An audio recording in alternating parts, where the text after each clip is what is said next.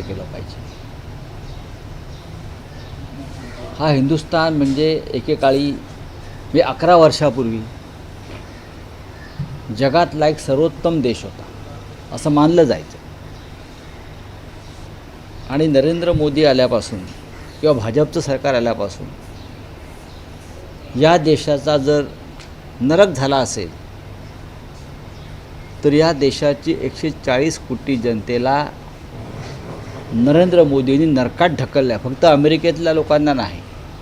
असं कटू सत्य अमेरिकेचे राष्ट्राध्यक्ष व नरेंद्र मोदींचे मित्र माय फ्रेंड डोनाल्ड, बरं का, डोनाल्ड हे त्यांचे फ्रेंड आहेत, भारताचे आहेत की नाही मला माहीत नाही, तर माय फ्रेंड डोनाल्ड यांनी हे कटू सत्य जगासमोर मांडलेलं आहे. आणि त्याच्यामुळे ह्याच्यावरती भारतीय जनता पक्षानं नरेंद्र मोदींनी आता तरी एक पत्रकार परिषद घ्यावी आणि हा देश नर्क नसून नंदनवन आहे हे सांगावं. हे नंदनवन होतं, या नंदनवनाचा नर्क करण्याचं काम नरेंद्र मोदी आणि त्यांच्या सरकारने गेल्या 11 वर्षात केलं आहे. डोनाल्ड ट्रम्प यांच्याकडे ती पक्की माहिती आहे असं त्याच्यावरून दिसतं आहे. राज्याच्या राजकारणातला विषय आहे की विधान परिषदेसाठी काँग्रेस एनसीपी दोघांचाही पाठिंबा उद्धव ठाकरेंना. पाठिंबा हा शब्द चुकीचा आहे. आग्रह आहे. माननीय उद्धव ठाकरे यांनी काय स्वतःची उमेदवारी जाहीर केलेली नाही. उद्धव ठाकरे यांनी जाहीर केलं का मी उमेदवार आहे मला पाठिंबा द्या. पण राहुल साहेब, काँग्रेस एनसीपीचं म्हणणं आहे की उद्धव ठाकरे उमेदवार असतील तर ही निवडणूक बिनविरोध होईल, कारण ते एकमेव व्यक्ती आहेत महाविकास आघाडीत जे सध्या या जागेसाठी अत्यंत योग्य आहे. हां, हे बरोबर आहे. काल काँग्रेसचे अध्यक्ष हर्षवर्धन सकपाळजी मातोश्रीवर आले, त्यांनी उद्धवजींशी सविस्तर चर्चा केली.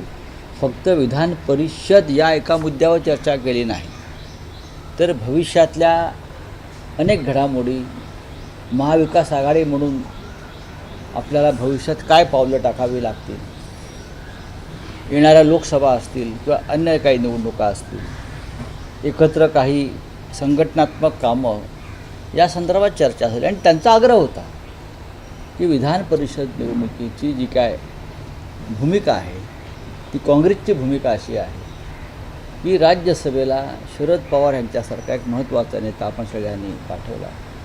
विधान परिषदेच्या एका जागेसाठी उद्धव ठाकरे साहेबांनी जावं ही आमची भूमिका आहे.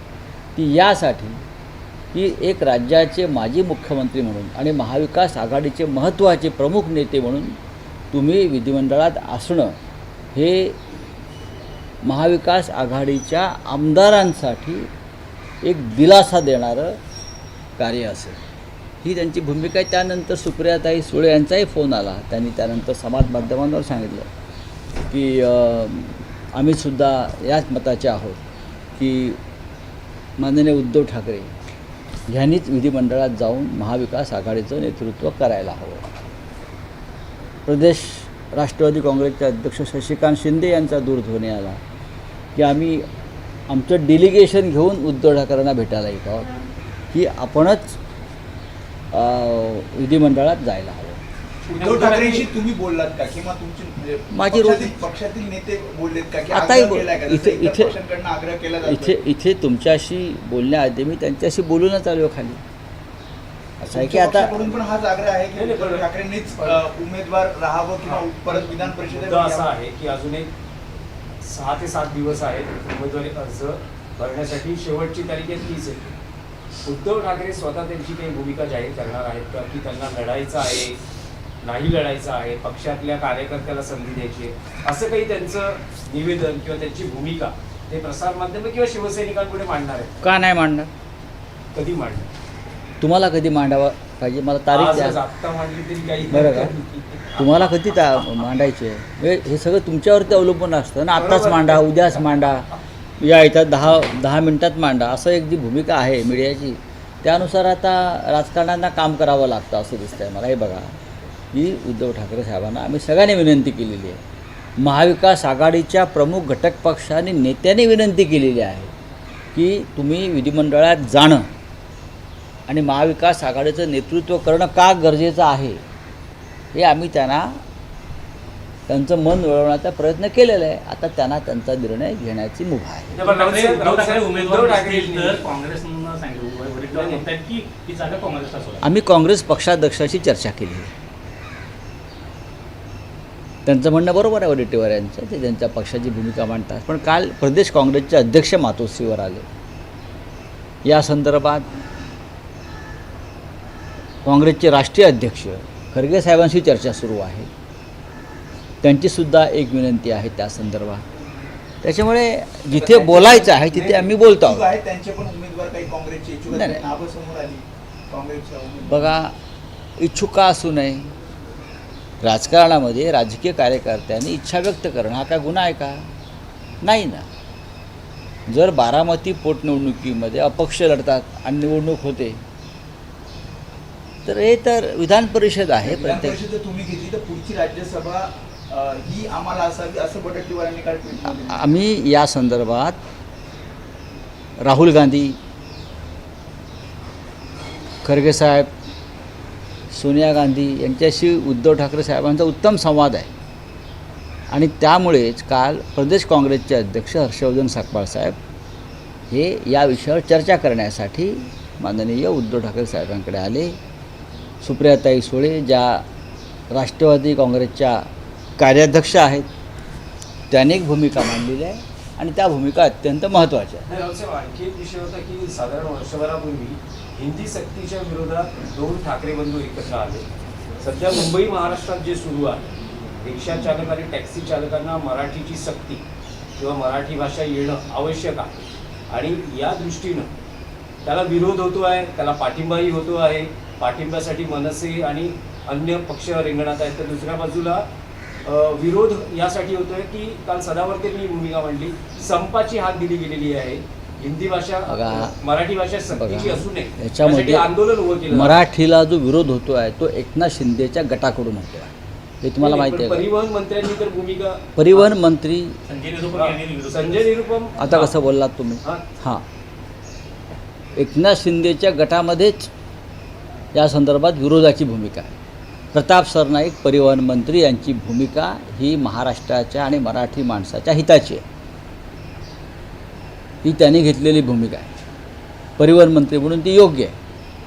त्याला विरोध करण्याचं कोणाचंही कारण नाही. जे या भूमिकेला विरोध करतील ते मराठी माणसाचे आणि महाराष्ट्राचे शत्रू आहेत. एकनाथ शिंदेने ठामपणे सांगायला पाहिजे, हो ही भूमिका आहे. देवेंद्र फडणवीसांनी ठामपणे सांगायला पाहिजे, हो ही भूमिका आहे. सुनित्राताई पवार या उपमुख्यमंत्री आहेत, त्यांनी सांगायला पाहिजे, हो ही मराठी संदर्भातली भूमिका योग्य आहे. आम्ही सगळे शिवसेना, बाळासाहेब ठाकरे, माननीय उद्धव ठाकरे, आम्ही सगळे या भूमिकेसाठी सातत्यानं वर्षानुवर्ष संघर्ष करत आलो, लढत आलेलो आहोत. महाराष्ट्रात मराठीला विरोध करून लोक इथे कसे काय राहू शकतात हा साधा प्रश्न आहे. ही बाळासाहेब ठाकरेंची भूमिका आहे. तुम्ही ज्या राज्यामध्ये आहात त्या राज्याची भाषा तुम्हाला येणं गरजेचं आहे. हे त्यांचं म्हणणं फक्त मराठीपुरतं आहे का? नाही. हे त्यांचं म्हणणं प्रत्येक राज्यातल्या त्या मातृभाषेविषयी आहे. मग महाराष्ट्रामध्ये या मुंबई शहरामध्ये महाराष्ट्राच्या राजधानीमध्ये तुम्हाला मराठी यायलाच पाहिजे. राज्य सरकार केंद्र सरकार वारंवार नारी शक्ती असं म्हणतं, परंतु महिला बालविकास विभागामधलेच महिलांसाठी ज्या योजना ज्या आहेत त्यामध्ये प्रचंड भ्रष्टाचार असलेलं पाहायला मिळते. काही योजना ज्या आहेत तर केवळ कागदावर आहेत आणि केवळ पैसे नारी शक्ती वंदना हे ढोंग आहे भाजपचं. भाजपचं जे आहे नारी शक्ती वंदना हे ढोंग आहे. नारी शक्तीची एवढीच काळजी असेल तर राज्याच्या मुख्यमंत्रीपदी एक महिला नेत्याला त्याने बसवावं. पंकजा मुंडेंना बसवावं ना. आणि केंद्रामध्ये सुद्धा प्रधानमंत्र्यांनी पंतप्रधानपदी एक महिला नेत्यांना विराजमान करावं. आपोआप नारी शक्तीला ताकद मिळेल. दिल्ली में सर वोटिंग परसेंटेज बढ़ गया तमिलनाडु और पश्चिम बंगाल में, और कहा जा रहा है कि इंडिपेंडेंट के बाद पहली बार ऐसा हुआ है, और इसमें भी जो महिलाएं हैं उनके वोट ज़्यादा आए हैं. 92% वोट पश्चिम बंगाल में है 84% तमिल. और तमिलनाडु में लगभग 84-85% तमिलनाडु में है. ये बात सही है कि एक तूफ़ान आया और ये तूफ़ान में इस प्रकार की वोटिंग हो गई है. उसका एक कारण जिस तरह से बंगाल में एसआईआर का ज़बरदस्ती हो गया है, ये भी एक कारण है। लोगों ने जमकर वोटिंग किया। अगर आपने 70 लाख वोट काट दिए हैं तो हमने 70 लाख ज़्यादा वोट दे दिए हैं ममता दीदी के फेवर में। मैं ये अनुमान लगाता हूँ और ये अच्छी बात है। अगर ज़्यादा से ज़्यादा लोग वोट करते हैं तो ये लोकतंत्र के लिए अच्छी बात है। लेकिन इस बार पश्चिम बंगाल में क्या किया बीजेपी ने और सरकार ने, आपको मालूम होगा। देश में जहाँ जहाँ बंगाली लोग हैं वो सबको सरकारी खर्चे से पश्चिम बंगाल में लाया गया, चाहे वोटर हो या न हो, सबको लाया गया और सबको कहाँ वोट करो। पैसे की बहुत बड़ी डिस्ट्रीब्यूशन भी हो गया, सब देखा है हमने। सर, मराठी अनिवार्य को लेके अलग अलग पार्टियों की अलग अलग भूमिका है। एक ही पार्टी में दो लोगों की अलग अलग भूमिका। बात ऐसी है भाई, महाराष्ट्र में अगर मराठी भाषा अनिवार्य की है उसमें गलत क्या है? ये कोई चर्चा का विषय है? तमिलनाडु में चलेगा? तमिलनाडु में तमिल भाषा अनिवार्य होनी ही चाहिए। पश्चिम बंगाल में बंगाली होनी चाहिए, लखनऊ में हिंदी होनी चाहिए, पटना में हिंदी होनी चाहिए। हम जब दिल्ली में जाते हैं तो हिंदी में बात करते हैं, पार्लियामेंट में हिंदी में बात करते, उसमें क्या है? हमारे स्टेट में, इस राज्य में, महाराष्ट्र में मराठी भाषा अनिवार्य करने का अगर कानून बना है तो उसका पालन सबने करना चाहिए। प्रदर्शन कर रहे हैं ऑटो टैक्सी वाले, कह रहे हैं कि उसका मतलब है आप यहाँ ठीक से और प्यार से और कानून से जो हम आपको रोज़गार ये राज्य दे रहा है उसका सम्मान नहीं कर रहे हैं ना। आप इस राज्य का सम्मान करना चाहिए। आपको रोज़गार दे रहे हैं, आपको घर दे रहे हैं, आपको यहाँ रहने के लिए सब कुछ मिल रहा है, और आप मराठी भाषा के बारे में इस प्रकार की अगर भूमिका लेंगे वो गलत है। आपको मराठी भाषा आनी चाहिए, क्योंकि यहाँ महाराष्ट्र में आपके साथ व्यवहार करने वाले लोग ज़्यादा से ज़्यादा मराठी हैं। आसाम के मुख्यमंत्री ने कहा है कि जो चीफ इलेक्शन कमिश्नर है ज्ञानेश्वर कुमार, उनको भारत रत्न देना चाहिए। एसआईआर उन्होंने नहीं, गलत है। उनको नोबेल पीस प्राइज देना चाहिए। भारत रत्न बहुत छोटा उनके लिए। बीजेपी की इतनी सेवा करने के बाद सिर्फ भारत रत्न मिलेगा तो ये बहुत उनका अपमान होगा। भारत रत्न नहीं। मैं असम के मुख्यमंत्री को कहूँगा क्या दिल्ली में आइए और प्रधानमंत्री को कहिए कि जो नोबेल प्राइज़ कमेटी है उनको लेटर लिखो, और ट्रम्प को भी बोलो आप भी लेटर लिखो ज्ञानेश कुमार के लिए, और उनको नोबेल प्राइज़ देना चाहिए। इतना बड़ा काम कर रहे हैं, बीजेपी की इतनी सेवा कर रहे हैं, बाप रे बाप। पेट्रोल कीमत बढ़ने वाली इलेक्शन के बाद ऐसा कहा जा रहा है, और अपना जहाज जो पकड़ा गया था उसमें कोई विदेशी के कुछ से काम नहीं कर रहे। तो क्या करना चाहिए?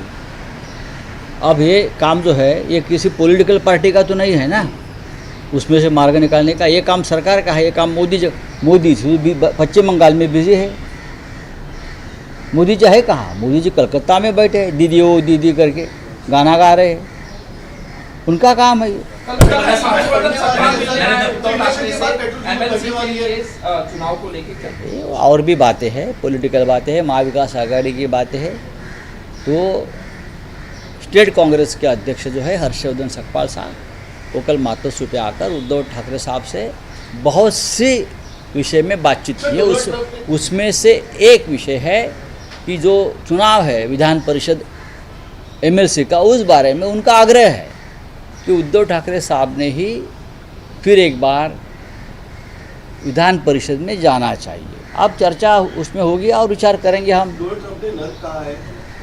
आज नर्क कहाँ? तो देश को नर्क बनाने वाले जो सरकार यहाँ 11 साल से बैठी है, डोनाल्ड ट्रम्प तो हवा में तो बात नहीं करेगा ना, उनको आदत है हवा में बात करने की। लेकिन 140 करोड़ वाले एक देश को प्रेसिडेंट ट्रम्प अगर नर्क बोलता है तो उनके पास इस देश में क्या हो रहा है उनकी जानकारी है, खबर है। क्या काम है?